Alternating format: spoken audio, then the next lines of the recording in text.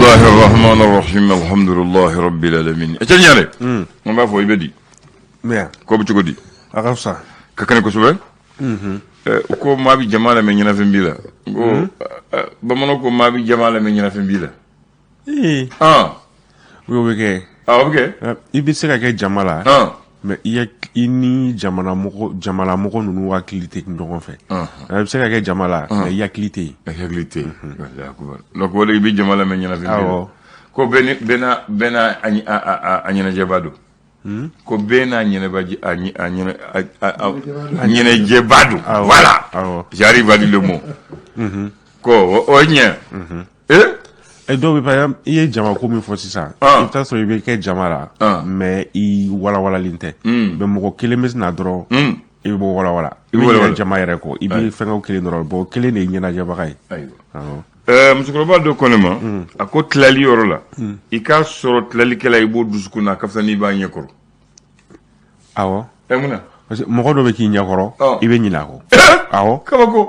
abi nyekoro awo e mamunte ay dum yakli wala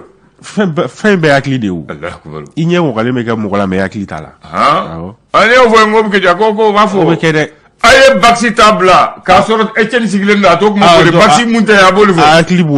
bola mais ne min be anye de ben la me akli te voilà ko aye baxi ni roblade baxi mana fulo mais mu fi ata fo aye Etienne tadi musiko ba do ko ka soro tlali kala iba soro dusuku da ka fa di ba nye ko ngo ya da fe be dusuku ne fe be dusuku Allah akbar bismillah namu ami do nyumena bi bien alamsa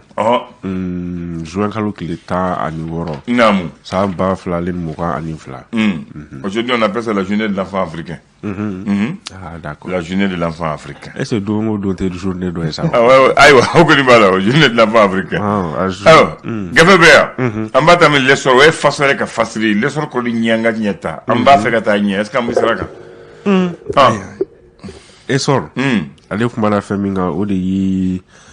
jate kan kren ala Amadou Jate ale ni so ni o ye recensement général de la population et de l'habitat ale baraw tako duruna koni daminela ayira ka fo mamunu kon minal bara kon ke terrain sanfɛ ko beti jomba ba mukan ani woro ale ni kɛmɛ saba ani mukan ani wolonfila n'o ye 26327 agents ye recenseur olu de bɛna nin baara kɛ a yira k'a fɔ chef d'équipe ni o ye équipe ɲɛmɔgɔw ye kulu minnu bɛna baara kɛ olu ɲɛmɔgɔ ko bɛ taa 4504 la ni o ye ba naani ale ni 500 ani naani ye ko contrôleur minnu bɛ jateminɛw kɔni kɛ a baara tan fanfɛla kɔni na ko bɛ t'i jɔ 800 ale ni 60 ani 6 n'o ye 866 contrôleur ye olu de kɔni talen don ka bila nin baara kofɔlen na yira k'a fɔ ko n'u donna du kɔni kɔnɔ u bɛ ɲininkali kɔni kɛ du lahalaya kan fo ka taa se kalanko ale ni kɛnɛya ale ni baarako kɔni bɛna o ɲininkali kɔni kɛ mɔgɔw olu la wasa jate baaraw olu bɛ se ka dɔn cogo min na esor ale ka laseli don tubarikalla le républicain ka laseli ye jumɛn ye bisɔgɔma républicain ale kumana fɛn min kan o de ye kalata ko sariya kura minnu ni olu kɔni ka ɲi ka ta ko o baaraw kɔni bɛna daminɛ sini CNT mɔgɔw olu fɛ républicain ale kumana o kan hali bi ani républicain bɛ to ɲɔgɔn fɛ bamanci wale kɛlɛli hukumu kɔnɔna na faransi ale laseli kɔni kɛ k'u ye metali kɛ Omeya Oldo Albakayi ko olu kɔni ye tɛgɛ kɔni kɛ o kan ni o ye kwa grumbe ni o ye État islamique ko o ɲɛma dɔ don républicain ale ka laseli don hali bi ani républicain bɛ to ɲɔgɔn fɛ cakɛda min kɔni ɲɛsinnen no jiko kɔɲɔw ɲɛnabɔli ma n'o ye hydraulique ye ale kɔni ɲɛmaaba o kumana ka laseli kɛ k'a fɔ ko foragew kɔni bɛ ka caya Bamako ani ni a dafɛ duguw kɔni na ko mɔgɔw ka ɲi ka u janto a forage ji kɔni qualité o la républicain ale ka laseli don l'indicateur de renouveau ale ko di indicateur de renouveau ale kumana fɛn min kan o de ye diinɛ ko ta fanfɛla kɛrɛnkɛrɛnnenya la silamɛ diinɛ kɔnɔna na ko conseil islamique ko kɔni wulilen bɛ ka cɛsiri kɔni kɛ an bɛ wagati min na i ko sisan wasa seli minnu kɔni bɛ kɛ misiri kɔnɔna la ale ni wajulu minnu bɛ kɛ ko yɛlɛma kɔni bɛ se ka don a taabolo kɔni na cogo min na ale ni misiriw kɔni ni olu gestion yɛlɛma fɛnɛ bɛ se ka don o la cogo min na indicateur de renouveau ale kumana o kan hali bi yani a bɛ to ɲɔgɔn fɛ n bɛ tali kɛ don kɛrɛnkɛrɛnnen min ni ale kɔni ɲɛsinnen don ka jelidi kɔni ma yira k'a fɔ ko ɲinata kɔni ma labilala mina min kɔnɔna na o de ye fintigilakaw ta ye wasa dɛmɛ bɛ se ka ta k'a ɲɛsin olu ma jeliko ta fanfɛla o la hali bi ani indicateur du renouveau bɛ to ɲɔgɔn fɛ a yira k'a fɔ sɛnɛko ta fanfɛla la kɛrɛnkɛrɛnnenya la nakɔ sɛnɛ na tesalikaw olu fɛ yen nɔ ko musow kɔni wililen bɛ ka cɛsiri kɔni kɛ an bɛ wagati min na i ko sisan wasa u yɛrɛ bɛ se ka dɛmɛ ta ka ɲɛsin u ka sini ma cogo min na indicateur du renouveau hali bi ani a bɛ to ɲɔgɔn fɛ a yira k'a fɔ ko bamanciwale kɛbɔ kɔni ye dankari kɔni kɛ adamadenw kɔni ka hakɛ kɔni na ka sabu kɛ k'u kɔni taara baga civil 22 kɔni ma ni ka dankari kɔni kɛ olu ni kɔni na usine gazkaw olu fɛ yen. Ala kan kisi u tɔɔrɔ ma. Ami. L'indépendant mun b'a kɔnɔ. Indépendant ale kumalen bɛ politique ko ta fanfɛla na ale ni an ka sariya sunbaw yɛlɛma baara minnu ka ɲi ka don o la ale kɔni y'a jira k'a fɔ ko CNT mɔgɔw kɔni bɛna o jateminɛli baaraw kɔni kɛ sini juma ale ni kalata ko yɛlɛma minnu ka ɲi ka don ko baara bɛɛ lajɛlen kɔni bɛna jateminɛ CNT mɔgɔw kɔni fɛ sini juma hali bi ani indépendant bɛ to ɲɔgɔn fɛ bamanciwale kɛlɛli kɔni na min bɛ tali kɛ État islamique Grand Sahara ni o ɲɛmaa ye ko Oumar Ould al-Bakay ye Faransi kɔni y'a jira k'a fɔ ko kɔni ye tɛgɛ kɛ a ma kofɔlen kɔni na. Le Sphinx ye mun fɔ? Sphinx kumanen no fɛn min kan o de ye an bɛ taa Kati farada kɔni na yira k'a fɔ ko fintigilaka dɔ kɔni ye marifa kɔni ci essence feerela dɔ kɔni na ni o ye pompisi ye ko 800 o nɔfɛ. Le national. National. Ale kumalen no fɛn min kan o de ye ko ka dɛmɛ ta ka ɲɛsin camancɛ fanga ma o hukumu kɔnɔna na camancɛ fanga ɲɛmɔgɔ kɔni ye compte bancaire dɔ kɔni dayɛlɛ BDM na compte bancaire kofɔlen kɔni mɔgɔ minnu bɛ Mali kɔnɔna na walima minnu bɛ kɔ kan u bɛ se ka wari kɔni bila a kɔnɔ walasa ka dɛmɛ ta ka ɲɛsin camancɛ fanga ma cogo min na o de hukumu kɔnɔna na minisiri min ni ale ɲɛsinnen don musaka ko kunyaw ɲɛnabɔli ma ale laseli kɔni kɛ k'a jira k'a fɔ ko tɛnɛ o tɛnɛ ale kɔni bɛ ɲɛfɔli kɔni kɛ malidenw ye musaka kofɔli ta fanfɛla na a ka bɔlɔlɔ sanfɛ ni o ye a ka site web o ye. Le national ale ka laseli do hali bi ani a bɛ to ɲɔgɔn fɛ an bɛ wagati min na i ko sisan goudron ko ta fanfɛla na a yira k'a fɔ cakɛda min bɛ ni o ɲɛsinnen don a ko ɲɛnabɔli ma ni o ye AGEROUTE ko ɲininkali kɔni tɛnkulen don ale ɲɛma kɔni na an bɛ wagati min na i ko sisan ni o ye Seku Kontaga ye. Seku Kontaga. Le challenger. Challenger ale kumalen no fɛn min kan Maître Kasum Tapo politique tɔn bɛ n'a bɛ fɔ ma ko Morema ni o ɲɛma don ale laseli kɔni kɛ k'a jira k'a fɔ ko an bɛ wagati min na i ko sisan ko Mali kɔni mako bɛ gouvernement na min ni o bɛ se ka baara kɔni kɛ walasa kalata kɔɲɔw olu bɛ se ka kɛ cogo min na Challenger ale ka laseli don hali bi ani Challenger bɛ to ɲɔgɔn fɛ.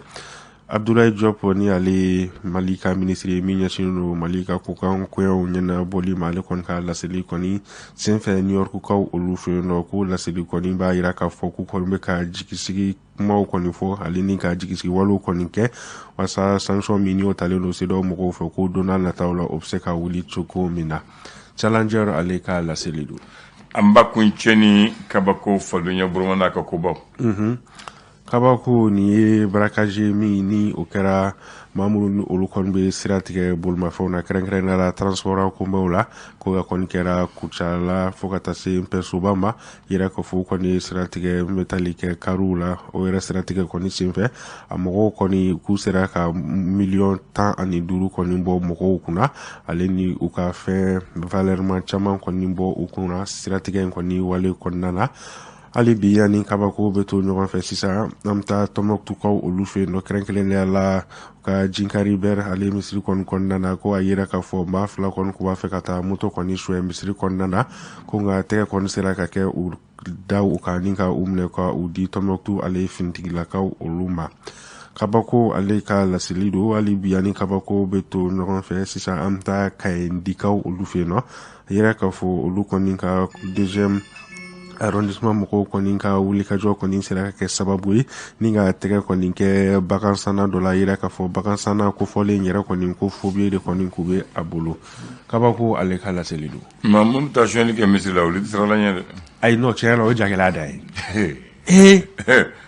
ka taa siyɛnli kɛ misiri la mɔgɔw bɛ taa ala deli la e bɛ tila olu i bɛ taa ala sɔsɔli la non i b'a sɔsɔ ye kelen ye non a tɛ se ka ɲɛfɔ a tɛ se ka ɲɛfɔ de ye non Etienne Ɲare sisan ne ko a ma ni Bakari n ko monument bɛ sɔrɔ aw miirila yanni k'aw sɔrɔ ayi mais a yɔrɔnin fana dogolen don koyi mais o bɛ na ne y'a ye o awɔ ne y'a fɔ hakili jigin a la wa n hakili jiginna la parce que ni bɛ sani ka don ministère des sports yɛrɛ da fɛ dɔrɔn i bɛ a ye ayi voilà maintenant ale monument ninnu Alpha Oumar Konare de monument ninnu jɔ k'a sɔrɔ ale bɛ fanga la 15 o tɛ kunu yan bi an tɛ 16 la le 15 juin 96 Alpha ye monument 2 inauguré ani kabakuru fɔlɔ a y'o bila le 15 juin 96 Alpha a posé la première pierre du futur stade du 26 mars 15 juin 1996 pose la première pierre du futur stade du 26 mars 96 terrain bana fo 2001 o ye san duuru de kɛ ka terrain bara n'a ka ban Alpha taara n'a ye yɔrɔ min na don min na n bɛna kaba ko kuma de fɔ ye dɛ terrain bɛ yɔrɔ min na o de tun ye Bamakɔ dɔnda ye Boda ye awɔ Alpha y'o ta ka taa n'a ye Ɲamana ka Boda yɛlɛma ka taa n'a ye Ɲamana ko yan a bɛna terrain de bila yan parce que a bɛna camp de organiser awɔ mɔgɔw ko fo dugu kɔfɛ ko Alpha man gɛlɛn si dugu kɔfɛ jɔn de bɛna taa dugu kɔfɛ Alpha kunkolo ka ɲi ko visionnaire jɔn de bɛna taa dugu kɔfɛ ni terrain na ka taa terrain bila a sɔrɔ o waati nin na Falajɛ Tour d'Afrique yɔrɔ min na Bamakɔ ban yɔrɔ la douane cour bɛ yɔrɔ min na Bamakɔ bannen don yɔrɔ la parce que a bɛ yɔrɔ min o de ye Bamakɔ Boda yɛrɛ ye yanni ka se Bamakɔ ye fo yan fɛ bon sisan so ye terrain yɛrɛ kori place yɛrɛ tɛ bilen place yɛrɛ tɛ de donc ni Alpha ma terrain kɛ mɔgɔw bɛ taa yɔrɔ la mɔgɔ ayi voilà yɔrɔ in donna valeur la ka sababu kɛ terrain in de ani donc Alpha donc o don Alpha y'o kabakuru fɔlɔ bila o don a ye monument 2 inauguré Bamakɔ la Wɛnzɛn Kulibali monument bɛ min n bɛ ɲininka Wɛnzɛn Kulibali stade Wɛnzɛn Kulibali bɛ min n b'i guider stade Wɛnzɛn Kulibali bɛ min stade Wɛnzɛn tɛ nin fɛngɛ ministère de la défensive kɛrɛfɛ yan très bien i y'a ka gun esi k'a la voilà côté dɔ ka ɲɛsin lycée de jeunes filles ma voilà o tɛ wa o stade de Wɛnzɛn Kulibali ale sɛlɛkɛnin na i ye ministère de l'agriculture yanni ka se ministère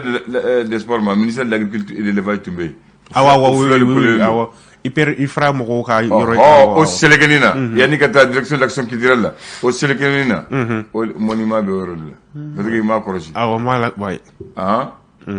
i b'a sɔrɔ fɛn l'éléphant sama kɛlɛn bɛ yen ale bisi bɛ yen a place ordre mais a bɛ sɛlɛkɛnin na n'i m'a kɔlɔsi i t'a ye donc o de ye monument Wɛnzɛn Kulibali Wɛnzɛn Kulibali ye voltaïque de ye mais ale tun ye farafinna de ka kɛlɛnya fo ale ni Moribo tun ye teri de ye u bɛɛ tun ye école karamɔgɔ ye ale tun ye karamɔgɔba ye parce que William Ponty ale tun ye surveillant général de ye ale ni Moribo ye enseignant kɛ ils ont créé le syndicat des enseignants de l'Afrique de l'Ouest à l'époque ils ont créé un journal donc ale ye farafin ka d'a ye ale ni Moribo ye baara kɛ donc Moribo y'a dɔn ye donc u y'o terrain don a togo la ka Alpha fana ye monument kɛ k'a sɛbɛn o monument fana inauguré o don a monument sabanan mun inauguré filanan na o ye le monument Abdul Karim Kamara di Cabral a bɛ min o bɛn o monument bɛ min n b'a dɔn ni Bamakɔ don o monument Cabral kɛ ka monument bɛ min o tɛ fɛngɛ la fɛngɛ jumɛn ni i bɔra pont sanfɛ deuxième pont k'i tilen ka don ACI kɔnɔ ka tɛmɛ Kwame Nkrumah na i bɛ taa se fo ɲɛfɛ Samaba yɔrɔ in na ye o de don est-ce que o de don ayi Samaba o ye place Mamadou Konaté de ye ni tɛmɛn'o ka taa Lafiyabugu kɔnɔ lycée Mamadou Sarr awɔ Cabral effectivement awɔ Cabral bɛ yɔrɔ la a jɔlen don a ka fugulan b'a bolo cahier b'a kama kɔrɔ donc o de ye Cabral o monument fana Alpha a inauguré ça le 15 juin 96 Cabral tun ye un étudiant qui a été assassiné au camp de Djikoroni ni hakili b'a la avec la grève il était le secrétaire général de l'UNM quand ils ont déclenché la grève, quand il a été pris, et on l'a tellement maltraité qu'il est mort en prison. Lycée. Ale a wolodugu ye segu ye Alpha ye a tɔgɔ da o lycée la lycée a segu lycée Cabral o fana b'a tɔgɔ la donc n b'a fɛ k'o de fɔ Alpha ye fɛn caman kɛ dɛ ah ouais et puis a kunkolo ka ɲi a kunkolo ka ɲi Alpha kunkolo ka ɲi Allahu akbar ayiwa non abi Alpha fana ni maa si tɛ kelen awɔ ma ye Alpha ye jamana ni mara ale de nana k'a ka san 10 kɛ ka taa a ye san 10 kɛ foyi ma sɔrɔ tranquille mais depuis ayi o tɛ dɛ tranquille ko tɛ dɛ depuis Alpha ye fanga bila fo bi maa si m'a fɔ a y'a da dɔn faso ko la fo mɔgɔw kɛra a ka maakun kɛra kabako ye mɔgɔw fɛ a ka maakun yɛrɛ kɛra kuma o de ka ɲi o de ka ɲi kumaba ye ma ye o de ka ɲi Alpha ka maakun yɛrɛ kɛra kuma ye mɔgɔw bolo o de ka ɲi o de ka ɲi voilà fɛn bɛɛ kɛra Mali la mais Alpha ma kuma c'est ça ayiwa Kambe merci